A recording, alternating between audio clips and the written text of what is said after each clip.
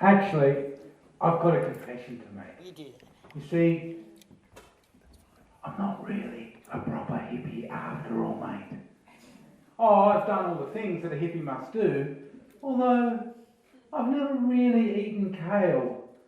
And I react to almond meal too, but all the important things, the alternative lifestyle changes you must undergo in order to become a bona fide hippie, you know, like elective surgery to cut away the excess materialistic dreams.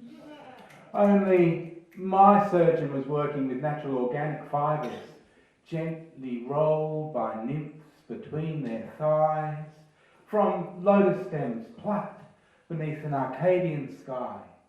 Not plastic. I've got the soundtrack from Pink Floyd to the Wailers and back via India where my mind got fatter, smoked ganja, Ravi Bumchanka. I can tell the difference between Shiva and Brahma, and when I eat up curry, then I hurry up karma. Hare Krishna, Hare Rama.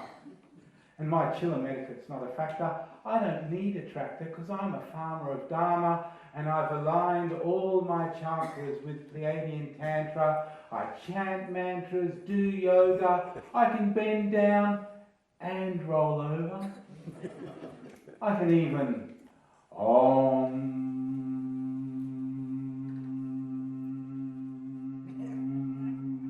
with the best of the rest of my incense burning, sandal wearing, Subaru driving, sourdough rising, creative, artistic, holistic buddies, all of whom are real, full-time, genuine hippies, or at least a lot further along than me on the spectrum of hippiedom.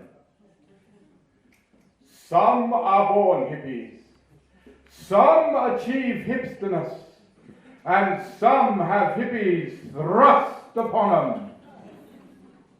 In my cupboard lie jars of tahini, unopened for years, giving an illusory promise of some homemade hummus, a dollop of which is served with delicious and crisp biodynamic celery sticks, which I've just freshly picked from my permaculture spiral, harnessing their intrinsic biology and utilising the latest in non-hybrid seed technology. It's sustainable, you know. We're talking food inches now, not miles with zeros. Oh, really? You buy your tahini? Oh, we just put the sesame seeds we brought back from Morocco. Oh, you know, it was years ago. We smuggled them in, pressed into blocks of hash so they resembled those chocolate sesame snaps. Just pretend they're carob. I tell my kids so as not to confuse their Steiner School friends. We put all the seeds in our new whiz-bang thing. It does the lot. Broths up bones, it can dice, blend and chop. It butters your nuts and turns nuts into butter. It makes ice cream taste like a frozen banana. It's even turned my smoothies green. Just like our politics should be. And that's how we prepare our tahini, you see. Oh, I was never that good, that dedicated. Wow, look what you can make. It's a sugar-free, gluten-free, raw vegan birthday cake. Or is it a salad? Somewhere and somehow, after my failed dreadlocks, but before the gathering of rainbows, I lost my garden only to find it hiding at the bottom of itself, all covered in leprechauns. And in between I planted a good deal of trees, enough to offset every litre of carbon I breathe. Out. As well as what all my consumption consumes. Well, good on me. I've planted myself into carbon neutrality. But is it enough? Is it ever enough? I stop trying, stop thriving, stop talking the talk, stop drinking the drink, stopped even having to think, which now I mention it, is kind of like meditation a bit. Also, I've been told by people who do that, I just relax and let my monkey mind relapse into a state of grace. Synapse in hand, with those nymphs from an Arcadian dream space. Thank you.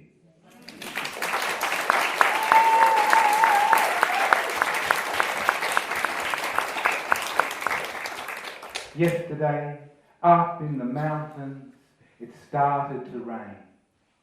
Cloud-draped and tree-shaped, pulled from the sky it came.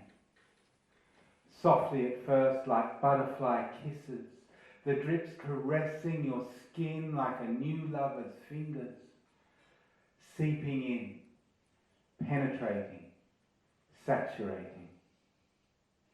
The earth is keeping the secret dreams of nature's tears in her deep seams, hidden away in cracks and fissures, issuing forth, forming streams, creeks and rivers.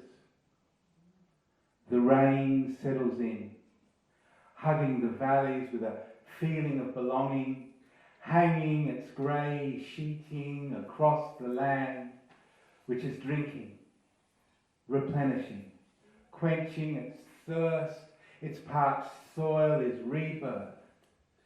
This soil, air, interface, or soul place, where the living planet sits, wrapped in ethereal grace. This precious bauble suspended in space and time, from daydreams spun from the billions of minds, fine filaments of diamond woven, gossamer thin, back into the fabric of our celestial skin. It rains and it rains and it rains. It rains until you can't remember what it's like not raining. It rains as if all the gods in the heavens have looked down on what we have wrought in their names and are weeping. It's raining cats and dogs. It's raining bats and frogs. It's raining petticoats and gumboots. It's raining and it won't stop until it floods. Until water is everywhere and in everything. Tomorrow, the sun will return. The humidity will slap me in the face with all the force of 100 dead fish until you fall to the ground and lie there, surrounded in clouds of mushrooms. Right here, the biosphere, where the living planet meets the sky. The rain, and you and I, these realms